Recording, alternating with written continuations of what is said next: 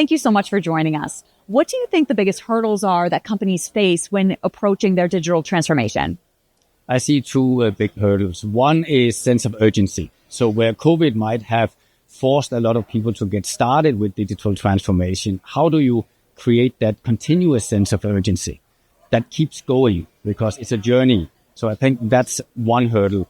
The second hurdle I can see is you probably already done the easy stuff, the low-hanging fruits, and things are only getting tougher and more complex problems to solve. So how do you build that tenacity, resilience in your team to keep going and tackle the more complicated problems? And how can companies get the most out of this digital transformation? So I think first thing is have a very clear roadmap, and it has to be a multi-year roadmap. You need to have a clear point of arrival. Where do you want to go? And whereas external partners like BCG and others can help, they can't do it for you. So you really need to also invest in your teams and invest in those capabilities that is needed to execute that roadmap. And you can't invest at the time where your external partners starts to roll off. You need to invest from the beginning and really build that long-lasting capabilities. And how important is leadership and company culture in making this happen? Oh, very important. I mean, leaders today has to be tech savvy.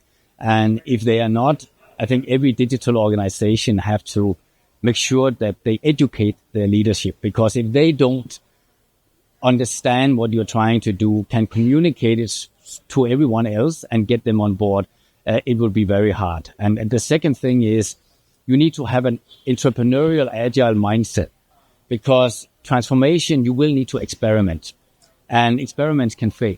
So you need to have a culture where it is accepted that you experiment perhaps without a clear return of investment, and that some of those experiments might fail.